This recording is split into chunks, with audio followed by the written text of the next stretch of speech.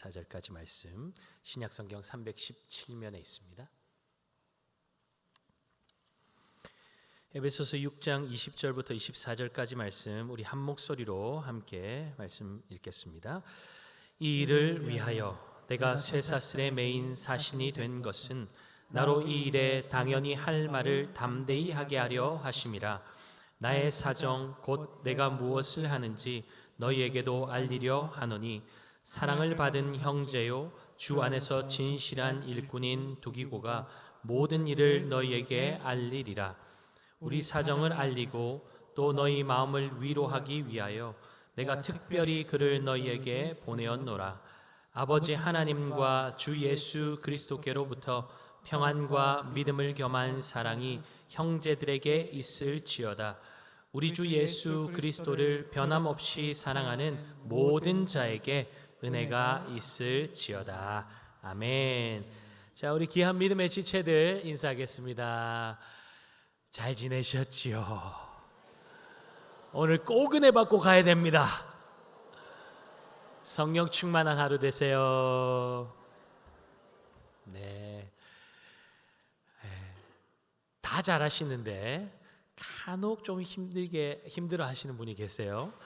여러분 마음을 활짝 여세요. 활짝. 우리는 같은 한 지체니까요. 마음을 여시고 인사하면서 가족됨을 누릴 수 있습니다. 거기서부터예요. 그래서 마치고 식사도 우리 식사하는 인원이 많아가지고 식당 봉사팀이 기쁨으로 그래도 땀 흘리면서 하고 있습니다. 그래서 여러분 잘 식사 교제도 하시고 식구는 뭐 하는 공동체예요? 같이 밥 먹는 공동체. 같이 먹고 같이 즐기고 같이 어려움도 서로 돕고 격려하고 그러면서 가족됨이 누려지는 것입니다. 또 위로해주고 기도해주고 격려해주고 응원해주고 그러면서 하나의 그 기쁨이 우리 안에 넘쳐나는 것을 경험하게 하실 줄 믿습니다. 여러분 암송 할만 하시죠? 감사합니다. 네. 할만하지 않아도 할만합니다 하면 여러분 한 단어도 더 외워져요. 안 돼요 그러면 안 돼요. 진짜 안 돼요. 입술에 권세가 있거든요. 막 우리 권사님들 막 이렇게 부끄러워하시는데 할 수 있어요. 도전하면 됩니다. 한번 해봅시다. 같이 한번 읽고 시작. 사람이 먼저 강한 자를 결박하지 않고서야 어떻게 그 강한 자의 집에 들어가 그 세간을 강탈하겠느냐. 결박한 후에야 그 집을 강탈하리라. 아멘. 자, 한번 해볼까요? 사람이 먼저 강한 자를 결박하지 않고서야 어떻게 그 강한 자의 집에 들어가 그 세간을 강탈하겠느냐. 결박한 후에 그 집을 강탈하리라. 마태복음 12장 29절 말씀. 아멘. 네. 뭐 젊은 저도 막 헷갈리니까요. 여러분들 위로를 받으시고 계속 도전하면 그 말씀이 우리를 하나님의 놀라운 인도 가운데 인도를 경험하게 하실 줄 믿습니다. 자, 오늘 여러분 말씀의 제목 뭔지 아세요? 교회 갈수록 기대가 된다. 요거는 제 마음을 제목에 담은 겁니다. 여러분 교회가 기대가 되십니까? 왜 기대가 되시죠? 왜 기대가 되시죠? 사람이 점점 많아지니까? 웃음소리가 점점 커지니까? 아니에요. 주님이 우리와 함께 하시기 때문에 교회는 주님의 몸이기 때문에 갈수록 기대가 되는 겁니다. 더 하나 되게 하시고 더 아름다운 동력이 일어나게 하시고 더 사랑하게 하시고 더 막 좋아 보이게 하시고 막 묻어 있어도 예뻐 보이고 그게 공동체죠. 하늘의 기쁨이 머무는 공동체, 예수 그리스도의 몸, 주님이 머리 되신 교회, 주님 때문에 갈수록 기대가 되는 줄 믿습니다. 저는 교회 생각하면 행복해요.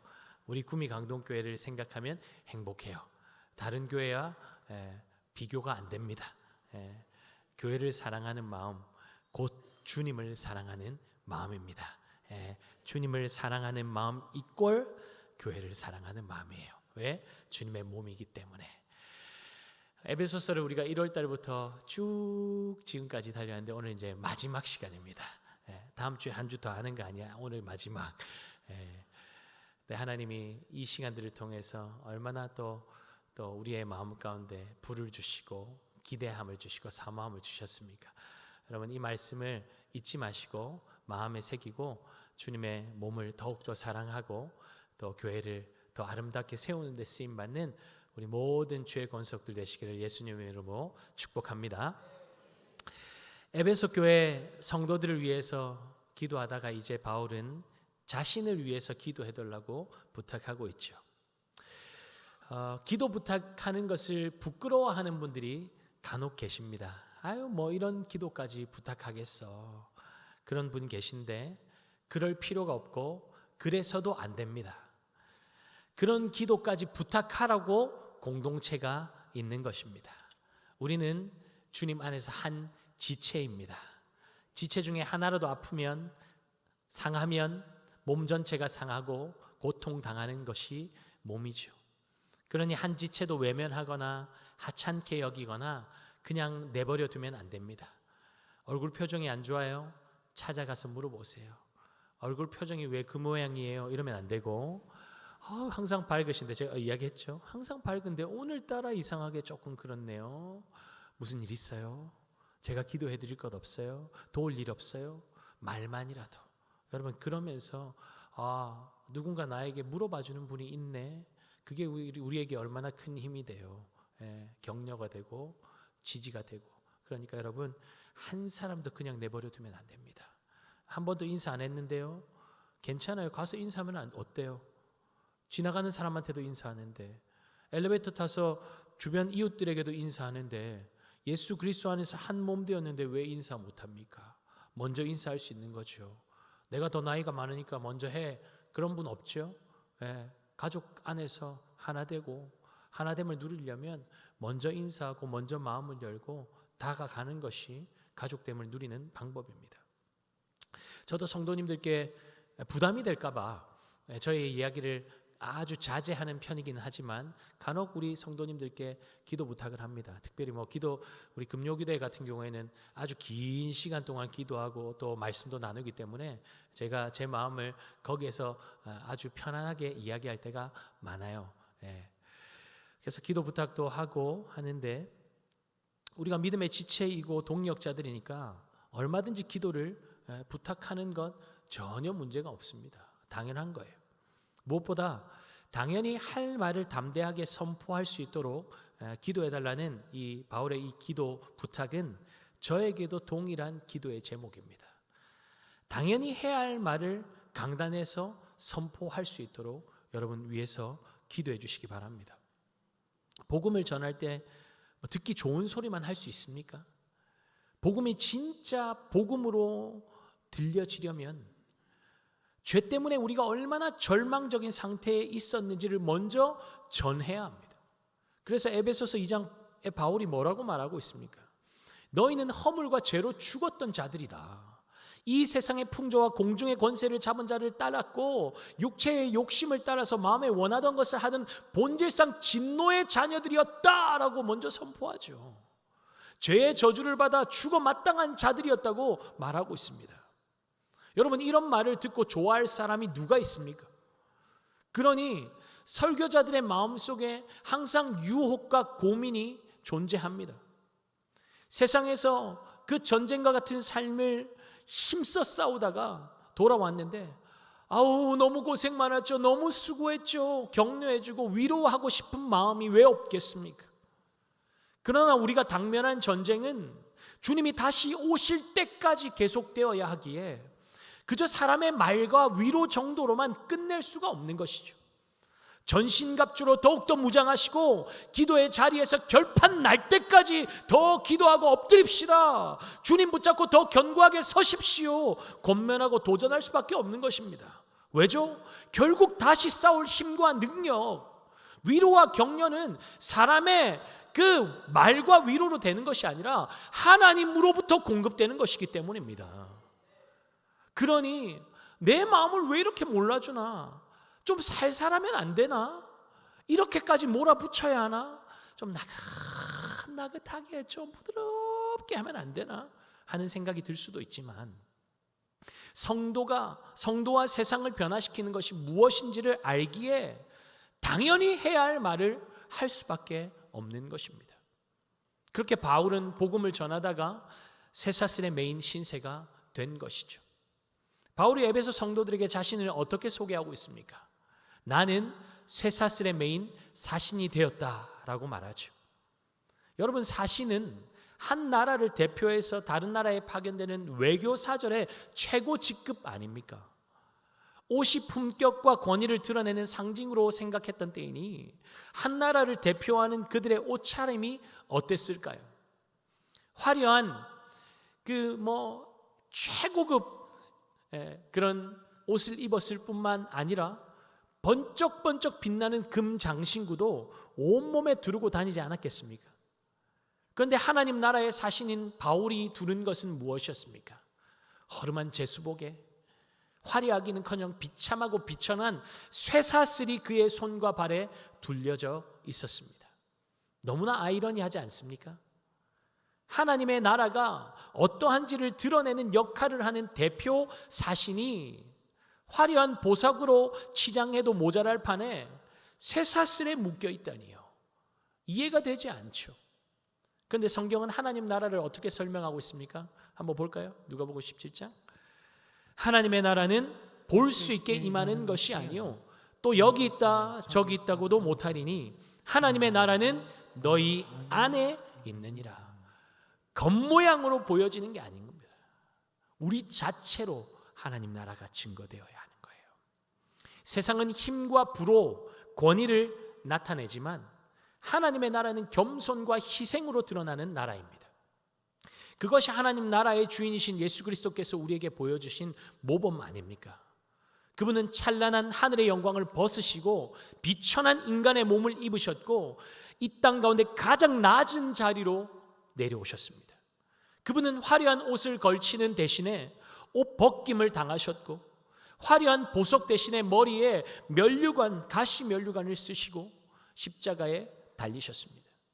그리고 우리 죄를 대신해서 죽는 것을 영광으로 여기셨죠.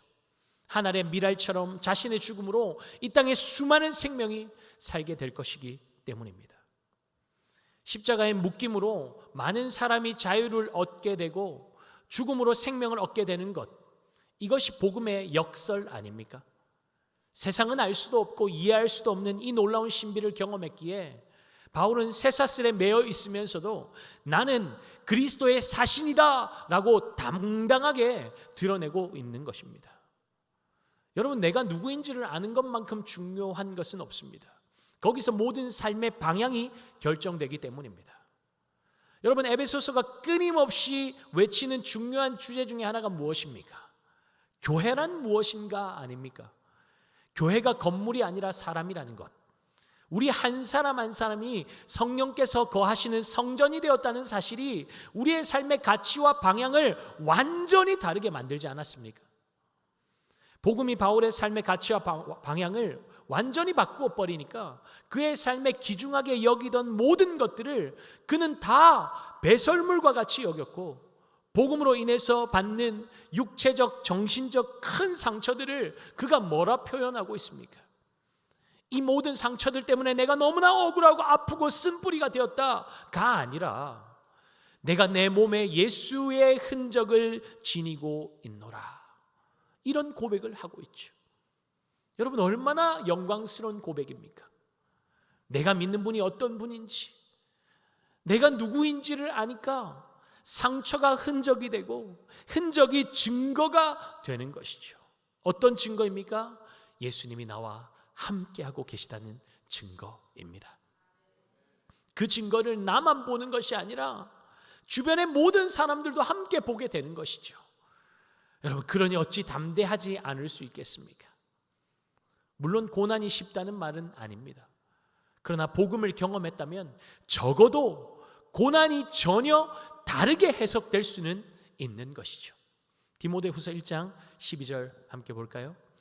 이로 말미암아 내가 또 이 고난을 받되 부끄러워하지 아니함은 내가 믿는 자를 내가 알고 또한 내가 의탁한 것을 그날까지 그가 능히 지키실 줄을 확신함이라. 아멘. 여러분, 바울은 고난이 부끄럽지 않답니다. 신앙생활하다가 어려운 문제를 만난 분들 보면 오랜 동안 신앙생활하고 또 직분도 있으시고 그런 분들이 고난당하면 아유 내가 남사스러워가지고 말도 못하고 뭐 그게 부끄러워요. 여러분, 고난받는 것 무릇 경건하게 살고자 하는 자는 핍박과 고난 받는 거예요. 그게 성경의 약속입니다. 경건하게 살지 않아서 그냥 세상과 동화되어서 세상과 친구되어 살면 고난 없어요. 핍박 없어요. 그냥 편안하게 사는 겁니다. 근데 고난이 찾아왔어요. 어려움이 있어요. 핍박이 있어요. 경건하게 살고 있다는 증거 아니겠습니까? 그러니까 부끄럽지 않은 거죠. 바울은 고난이 부끄럽지 않답니다. 여러분, 바울이 성한 몸으로 살았겠습니까? 성한 몸으로 살지 않았어요. 늘 매맞고 옥에 갇히고 두들겨 맞고 머리가 깨지고 돌에 맞아가지고 죽은 자처럼 되었고, 근데 네 삶은 왜 그렇냐? 하나님 함께 하신데 네 삶은 왜 그렇게 괴롭냐? 왜 어려움이 가득하냐? 근데 부끄러워할 수 있거든요. 부끄럽지 않대요. 왜? 내가 믿는 분이 어떤 분인지를 아니까. 내가 믿는 분이 어떤 분인지를 아니까. 그분이 나를 지키실 것을 확신하고 이 고난의 끝에 무엇이 있다는 것을 아니까 부끄럽지 않다는 거예요. 그러니까 고난이 없는 삶을 사는 것이 중요한 것이 아니라 어떠한 상황에도 나를 붙잡으시고 굳게 붙잡으시고 지키시고 끝날까지 인도하신 분이 나에게 있는가, 나는 그분을 신뢰하고 있는가, 그것이 더욱더 중요한 것이죠. 그것이 없다면 그것을 부끄러워해야 하는 것입니다.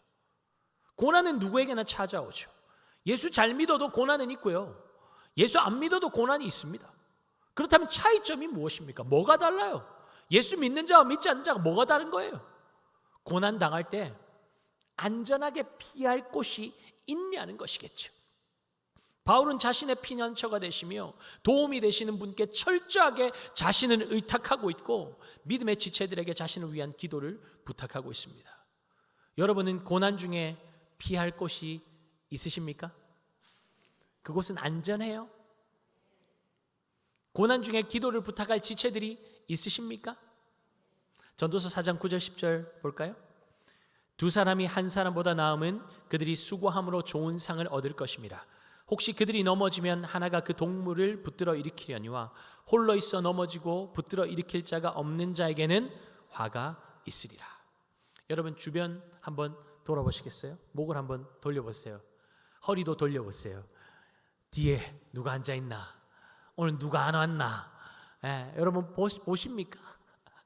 앞에 앉아있으면 뒤에가 안 보이죠. 막 그냥 돌아보고 막 이러면 좀 그럴 것 같아서 안 하는데, 제가 시키니까 돌아볼 수 있잖아요. 여러분, 그분 왔나? 그분 왜 안 보이나?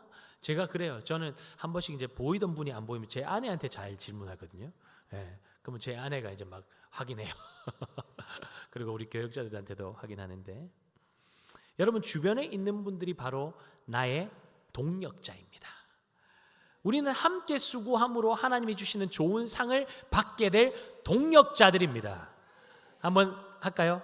여러분 옆에 분에게 동력자가 되어주셔서 감사합니다. 지체가 되어주셔서 감사합니다. 지체가 되어주셔서 감사합니다. 네. 옆에 지체가 넘어지고 다쳤는데 외면해 버린다면 그것은 주님을 모른 척하는 것과 다를 바가 없습니다. 또한 손만 내밀면 언제든지 내 손을 잡아줄 수 있고 함께 돕고 기도해 줄 지체들이 있는데, 나는 공동체가 필요가 없고 나 혼자서도 잘할 수 있다고 함께할 여지조차 다른 사람들에게 주지 않는다면 괜찮아요, 됐어요, 그러고 있다면 그것 또한 하나님이 주신 선물을 하찮게 여기고 있는 불신앙인 것입니다. 공동체 안에 있는데 지체들이 주변에 널려 있는데 홀로여서 아무도 일으켜줄 사람이 없다면 그것은 화라는 것입니다. 귀한 믿음의 공동체를 주셨으니 부족함이 있더라도 지금 지어져 가고 있는 상태라는 것을 기억하고 나 또한 지어지고 있기에 누구에게든 불편함을 끼칠 수 있다는 것을 인정하고 서로를 용납하고 위로하고 격려하며 함께 주님 앞으로 나아가는 아름다운 동력이 우리에게 있기를 예수님의 이름으로 축복합니다. 그런 면에서 바울은 두기고라는 좋은 모델을 통해 우리가 서로에게 어떤 동력자가 되어야 하는지를 제시하고 있습니다. 21절 22절 말씀 함께 읽겠습니다. 나의 사정 곧 내가 무엇을 하는지 너희에게도 알리려 하노니 사랑을 받은 형제요 주 안에서 진실한 일꾼인 두기고가 모든 일을 너희에게 알리리라. 우리 사정을 알리고 또 너희 마음을 위로하기 위하여 내가 특별히 그를 너희에게 보내었노라. 아멘. 바울은 두기고를 사랑을 받은 형제, 주 안에서 진실한 일꾼이라고 소개하고 있습니다. 사랑을 받은 형제라고 말하는데 누구로부터 받은 사랑을 말하는 것일까요? 당연히 하나님이시겠지요. 저와 여러분은 하나님께 사랑받은 존재 맞습니까? 사랑받는 존재 맞습니까? 바울은 에베소 성도들에게 우리를 향한 하나님의 사랑이 얼마나 큰지를, 놀라운지를 힘주어 말하고 있죠. 에베소서 2장 3절에서 5절입니다. 전에는 우리도 다 그 가운데서 우리 육체의 욕심을 따라 지내며 육체와 마음에 원하는 것을 하여 다른 이들과 같이 본질상 진노의 자녀였더니 긍휼이 풍성하신 하나님이 우리를 사랑하신 그 큰 사랑을 인하여 허물로 죽은 우리를 그리스도와 함께 살리셨고 너희는 은혜로 구원을 받은 것이라. 아멘. 허물로 죽어있던 우리를 살리신 유일한 동인이 무엇이었다는 것입니까? 하나님의 사랑이라는 것입니다. 하나님의 사랑이 우리를 살리셨고 살게 하시기에 그 사랑을 모르면 두려움에 사로잡혀 살 수밖에 없습니다. 그러니 바울이 에베소 성도들을 위해서 하나님께 어떤 기도를 올려드리고 있습니까? 능히 모든 성도와 함께 지식에 넘친 그리스도의 사랑을 알고 그 너비와 길이와 높이와 깊이가 어떠함을 깨달아 하나님의 모든 충만하신 것으로 너희에게 충만하게 하시기를 구하노라. 아멘. 여러분, 제가 지금 눈치채셨겠지만 에베소서 말씀을 쫙 여러분 기억나시도록 막 돌아가서 말씀을 언급하면서 하고 있습니다. 그래서 여러분들이 받았던 은혜를 계속 되새기시라고. 하나님의 사랑의 너비와 길이와 깊이와 높이가 얼마나 크고 놀라운지 깨달아 알게 해달라고 에베소 성도들을 위하여서 하나님 앞에 기도하고 있는 것이죠.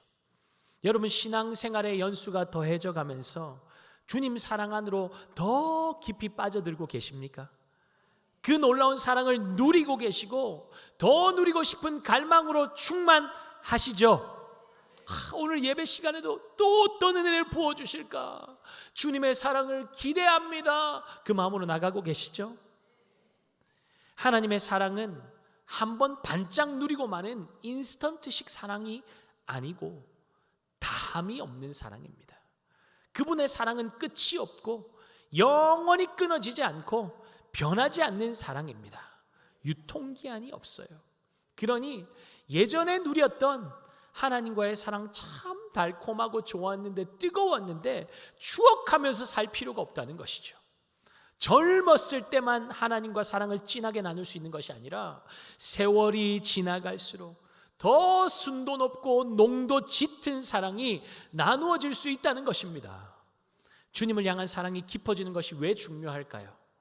결국 그 풍성한 사랑을 경험한 사람만이 사랑할 수 있기 때문입니다. 주님께서 우리에게 부탁한 것이 무엇이죠? 에베소서 5장 1절 2절이죠. 그러므로 사랑을 받는 자녀같이, 같이 할까요? 그러므로 사랑을 받는 자녀같이 너희는 하나님을 본받는 자가 되고 그리스도께서 너희를 사랑한 것 같이 너희도 사랑 가운데서 행하라. 그는 우리를 위하여 자신을 버리사 향기로운 제물과 희생 제물로 하나님께 드리셨느니라. 아멘. 사랑하는 여러분, 교회는 하나님의 사랑을 받는 자녀들이 모인 공동체입니다. 우리 한 사람 한 사람이 하나님이 사랑이시라는 증거입니다. 한번 여러분, 제가 이렇게 하면 여러분도 한번 해볼까요? 나는 하나님이 사랑이시라는 증거다. 하나님이 사랑하신다는 증거다. 여러분, 증거가 되고 계세요? 증거가 되고 계세요? 예수 그리스도가 우리를 향한 하나님의 사랑의 확증이라면 우리는 하나님께서 세상을 아들을 주시기까지 사랑하신다는 증거를 세상 가운데 보여주어야 할 사명이 있습니다. 그러므로 우리 한 사람 한 사람이 너무너무 중요합니다. 너무너무 중요해요. 세상은 우리를 통해서 하나님을 보게 될 것이기 때문입니다. 여러분의 배우자가, 여러분들의 자녀들이, 여러분들의 친구들이, 여러분들의 이웃들이 여러분을 통해 어떤 하나님을 보고 있습니까? 아무것도 아끼지 않으시고 자신을 내어주시기까지 사랑하신 하나님을 보고 있습니까? 혹시 나의 연약함 때문에 자기 것만 챙기는, 자기의 유익만 구하는, 지극히 자기밖에 모르는, 내 기준에 들지 않으면 매몰차게 거절해버리고 배척해버리는 그런 왜곡된 하나님을 보여주고 있지는 않습니까? 여러분, 그래서 우리가 한 영혼에 집중하는 것입니다. 먼저 내가 주님의 그 다음 없는 사랑을 충만하게 경험하면 인색하지 않습니다. 충만하게 흘러넘치니까 부요하죠. 풍요롭죠. 그럼 인색하지 않은 거죠. 그리고 공동체 안에서 좀 부족해도 한 영혼에 집중하며 섬기고 용납해주고 위로해주고 격려해주는 그 사랑의 수고와 섬김을 받으니까, 주고받으니까 나도 다른 한 영혼을 사랑으로 섬기는 사람으로 자라가게 되는 것이죠. 생명이 또 다른 생명을 낳고 또 생명을 케어하는 기쁨을 맛보고 건강하게 세우는 생명의 선순환이 공동체 안에 계속적으로 일어나면 주님의 몸된 교회는 더욱더 건강한 몸으로 세워지는 것입니다. 건강해서 뭐 하려고요? 건강해서 다른 사람 섬겨야죠. 두기고가 사랑받는 형제가 된 것은 하나님의 사랑뿐만 아니라 바울에게, 그리고 공동체 안에서 받은 사랑이 쌓이고 쌓여서 바울의 갇힘 때문에 슬퍼하고 근심하고 있던 에베소 성도들에게 바울의 사랑을 전달할 메신저로 세워지게 된 것 아니겠습니까? 바울의 사랑의 그 케어로, 그 사랑의 기도로, 사랑의 돌봄으로 성장한 두기고가 에베소 교회에 그저 바울의 말만 딱 전달하고 말았을까요? 에베소를 향한 바울의 사랑이 얼마나 깊은지, 그들을 얼마나 그리워하고 있는지, 늘 그들을 향한 눈물과 기도가 있고 감사가 있고 기쁨이 있고 얼마나 큰 기대를 가지고 있는지 바울의 감정과 또 그 말을 할 때 그 바울의 얼굴 표정과 섬세한 몸짓의 표현 하나하나까지도 다 마음에 담아서 에베소 성도들에게 전달해 주었을 것입니다. 어쩌면 함께 울면서 바울처럼 그들을 부둥켜 안고 그들의 손을 잡고 눈물 지으며 그리움을 전하고 이야기를 나누었을지도 모르겠습니다. 여러분, 어떻게 이것이 가능할까요? 경험했으니까요. 받았고 그것을 보았고 들었고 느꼈고, 그러니까 그 경험한 것이 고스란히 나누어지는 것이죠. 여러분, 우리가 주님의 사랑을 경험했다면, 받을 자격 없는 자가 그 놀라운 사랑을 경험했다면, 그 따스한 눈빛, 넘어졌는데 매몰차게 거절하는 게 아니라 또 받아주시고 또 안아주시고 또 용납해주시고 또 위로하시고 또 격려하시고 또 응원해주시는 그 주님의 사랑을 경험했다면, 지체를 향한 사랑도, 세상을 향해 보여주어야 하는 사랑도 주님의 그 사랑과 같아야 되지 않겠습니까? 주님이 우리를 귀하게 여기시는 것처럼, 주님이 안타깝게 여기시는 것처럼 우리도 주님의 마음으로 그렇게 사랑해야 하지 않겠습니까? 저와 여러분은 사랑을 받은 형제 맞습니까? 사랑받은 형제답게 살고 있습니까? 두 번째로 바울은 두기고를 주 안에서 진실한 일꾼이라고 부르고 있습니다. 진실하다는 것은 믿을만하다, 신실하다라는 의미를 가지고 있죠. 두기고에게 맡기면 그는 자신이 맡은 일을 끝까지 신실하게 감당하는 사람이라는 것입니다. 바울의 투옥으로 인해서 아파하고 근심하고 슬퍼하고 있는 에베소 교회에 두기고를 보내면 마치 바울이 간 것처럼 이 에베소 성도들을 확실하게 위로할 수 있고 바울이 하고 싶었던 말을 정확하게 전달할 것이라는 확신이 바울에게 있었던 것이죠. 왜입니까? 그는 주 안에서 진실한 일꾼이었기 때문입니다. 여러분, 진실한 일꾼에게 요구되는 것이 무엇입니까? 에베소 6장 6절 7절 함께 보죠. 눈가림만 하여 사람을 기쁘게 하는 자처럼 하지 말고 그리스도의 종들처럼 마음으로 하나님의 뜻을 행하고 기쁜 마음으로 섬기기를 주께 하듯 하고 사람들에게 하듯 하지 말라. 아멘. 만약 두기고가 바울의 눈치만 보고 바울만 기쁘게 하는 사람이었다면 바울은 그가 주 안에서 신실한 일꾼이다라고 말하지 않았을 것입니다. 그리고 자신이 부탁한 일을 잘 완수해 낼 것이라는 확신도 가지지 못했겠죠. 그런데 두기고는 모든 일을 하나님께 하듯 하는 사람이었기에 맡긴 일을 충성스럽게 끝까지 성실하게 감당할 것이라는 믿음을 가질 수 있었던 것입니다. 여러분, 이것이 그리스도인의 삶 아닙니까? 직장에서 상사에게 잘 보이기 위해서, 인정받기 위해서 상사가 볼 때만 열심히 일하는 것이 아니라 누가 보든 보지 않든 아무리 하찮은 일이라고 할지라도 하나님 앞에서 하나님께 하듯이 정성스럽게 감당하고 기쁨으로 감당하고 끝까지 맡은 일을 성실하게 해낼 뿐만 아니라 다른 사람의 일까지도 도와주는 수고를 아끼지 않는 그런 하나님의 사람을 볼 때 세상은 그 사람을 통해서 하나님을 보게 되는 것 아니겠습니까? 여러분을 통해 어떤 하나님이 드러나고 있습니까? 주변 사람들에게 어떤 하나님을 보여주고 계십니까? 주님이 여러분들을 통해서 이루고자 하시는 뜻이 있기에 여러분들을 그 자리에 세우신 것입니다. 하나님께서 여러분들을 통해서 이루고자 하는 뜻은 무엇일까요? 저는 바울의 마지막 인사에 그것이 드러나고 있다고 생각합니다. 본문 23절 24절입니다. 아버지 하나님과 주 예수 그리스도께로부터 평안과 믿음을 겸한 사랑이 형제들에게 있을지어다. 우리 주 예수 그리스도를 변함없이 사랑하는 모든 자에게 은혜가 있을지어다. 아멘. 바울이 은혜와 평안과 믿음을 겸한 사랑이 형제들에게 있기를 간구하고 있습니다. 은혜는 받을 자격이 없는 자에게 주시는 하나님의 선물이죠. 우리 같은 자들이 구원받은 것은 오직 하나님의 은혜로 된 것입니다. 에베소서 2장 8절 9절 암송해 볼까요? 너희는 그 은혜에 의하여 믿음으로 말미암아 구원을 받았으니 이것은 나에게서 난 것이 아니요 하나님의 선물이라. 행위에서 난 것이 아니니 이는 누구든지 자랑하지 못하게 함이라. 아멘. 믿음도 선물이라고 하시죠. 하나님의 놀라운 사랑이 죄로 영원히 죽을 나 같은 자를 구원하셨다는 것이 여러분 믿어지십니까? 그것이 은혜라는 것입니다. 주님 나에게 주신 구원이 얼마나 크고 놀라운 사랑이며 은혜인지 아는 사람은 그러니까 어떻게 살까요? 주님의 사랑을 본받아 그 사랑을 나누고 베풀며 사는 것이죠. 그것이 그리스도인의 삶이라는 것입니다.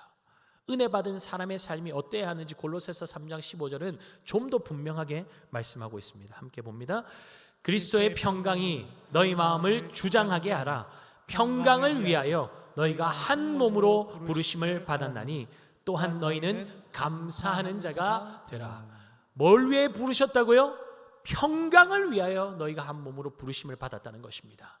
여러분, 그러니까 평강을 위해서 우리가 말하고 평강을 위해서 섬기고 평강을 위해서 사역하고 평강을 위해서 신앙생활하고 그렇지 않고 오히려 깨뜨리는 자리에 서 있다면 그건 주님의 부르심을 모르는 사람입니다.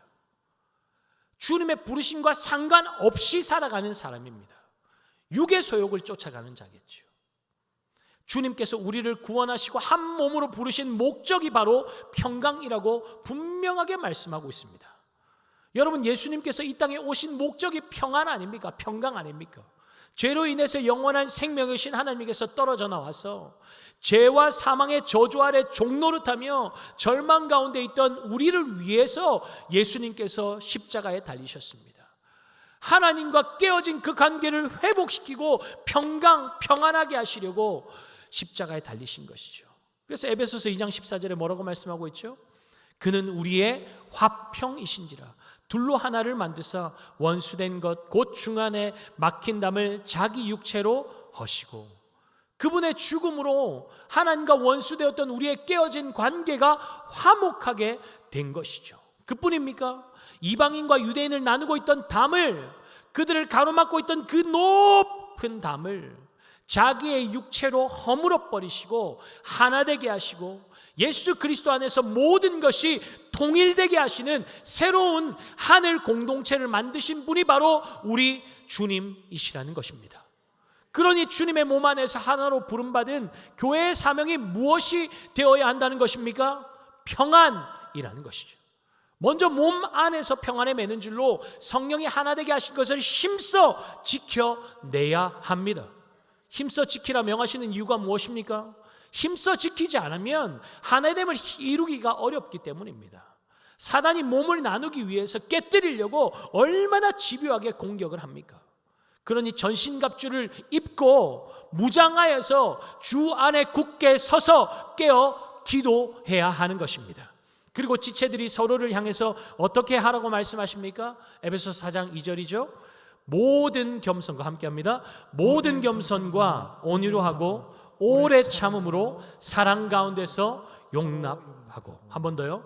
모든 겸손과 온유로 하고 오래 참음으로 사랑 가운데서 서로 용납하고. 아멘. 사랑 가운데서 서로 용납함을 통해서 우리 공동체는 평안함이 더욱더 넘쳐나게 될 것이고 건강한 주님의 몸으로 세워지게 될 줄 믿습니다. 그러면 세상은 하나 되고 건강한 교회를 주목하게 되겠죠. 왜 다르지? 뭐가 다른 거지? 이념과 사상과 출신과 배경과 생각이 다르면 그냥 틀렸다고 끊임없이 편가르기 하고 있는 세상 속에서 저들은 어떻게 모든 것이 다른 사람들과 하나됨을 이루어갈 수 있을까? 문제가 이렇게 많은 세상 속에서 어떻게 저 사람들은 저렇게 평안함을 유지하며 살 수 있지? 질문하게 되겠죠. 여러분, 그렇게 예수 그리스도가 전해지는 것입니다. 주님이 교회를 세상 한가운데로 부르신 것은 세상을 닮고 세상을 따라가러 부르신 것이 아닙니다. 주님의 사랑받은 자들이 어두운 세상 곳곳으로 들어가서 주님의 밝은 빛으로 어둠을 밝혀내고 사랑이 식어져서 냉랭한 세상을 사랑으로 회복시키고 변화시키라고 주님께서 저와 여러분을 세상 한복판으로 부르신 줄 믿습니다.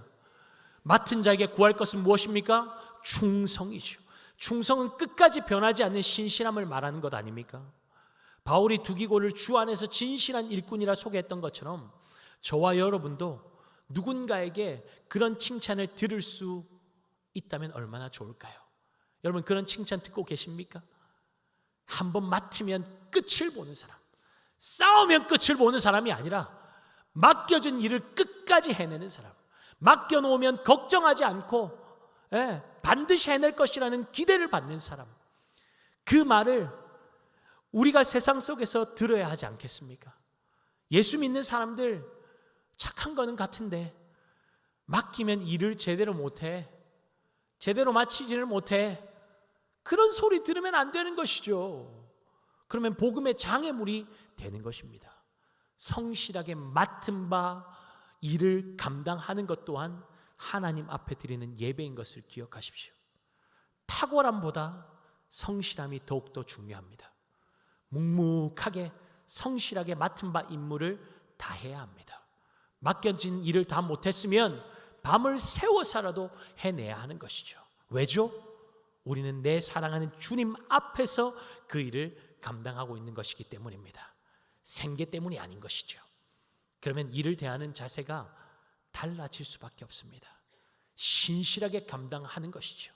그것이 진실한 일꾼, 믿음직한 일꾼의 모습 아니겠습니까? 우리 주님은 맡은 자에게 변함없는 마음, 변함없는 태도를 요구하십니다. 진실함, 신실함, 변함없으면 우리 주님의 성품이기 때문입니다. 여러분, 믿음이 성장한다는 것은 무엇을 말하는 것일까요? 믿는 것과 아는 것이 점점 일치를 이루어서 주님의 장성한 분량을 향해서 더디더라도 한 걸음 한 걸음씩 성실하게 나아가는 모습, 그것이 믿음이 자라는 모습 아니겠습니까? 세상이 교회를 손가락질하고 욕하는 것이 우리의 마음을 아프게 하고 우리의 삶을 되돌아보게 하지만 다른 시각으로 바라본다면 그들이 제발 교회를 통해서 세상과 다른 것을 보고 싶다는 간절한 외침 아니겠습니까? 교회는 주님 사랑을 받은 교회가 이 주님 사랑받은 교회가 어떻게 영혼들을 세상을 섬기는지, 자기 사랑으로 충만한 이 시대에 모두가 기피하고 힘든 일, 관심도 두지 않는 일들을 어떻게 성실함으로 변함없이 감당하는지 교회가 보여주어야 합니다. 이미 여러분들 그런 삶을 향해 나아가고 계신 줄 믿습니다. 그렇게 살고 계신 줄 믿습니다. 한꺼번에 하려고 하지 마시고 작은 것부터 성실하게 주님 앞에서 그렇게 감당해 나아가는 그것이 믿음의 성장을 이루어가는 삶인 것이죠. 대단한 일을 하는 것이 중요한 것이 아니죠. 주님 앞에서 주님께서 우리에게 보여주신 그대로 그 주님의 발걸음을 쫓아가다 보면 비록 좁은 길, 험한 길이라고 할지라도 그 길 끝에서 주님께서 두 팔 벌려 우리를 안아주실 것이고 위로하시는 음성을 듣게 될 줄 믿습니다. 착하고 충성된 종아라는 그 말 들으면 얼마나 좋을까요? 사랑하는 여러분, 그 영광의 날을 바라보면서 함께 한 걸음씩 한 걸음씩 주님 가신 그 길을 따라 걸어갑시다. 그 길은 승리의 길입니다. 그 길은 영광의 길입니다. 그것이 저와 여러분을 교회로 부르신 주님의 목적입니다. 교회는 주님의 몸이죠. 교회는 주 예수 그리스도의 이름으로 반드시 승리하게 될 것입니다. 그러므로 교회는 주님의 소망으로 충만해져야 합니다. 주님 다시 만날 그날을 기대하고 고대하는 공동체가 바로 교회입니다. 주님이 교회를 통해서 이루실 놀라운 일을 기대하며 함께 달려가는 우리 구미강동교회 모든 권속들 되시기를 예수 그리스도의 이름으로 축복합니다. 우리 다 함께 일어나서 우리 주제 찬양 부릅시다.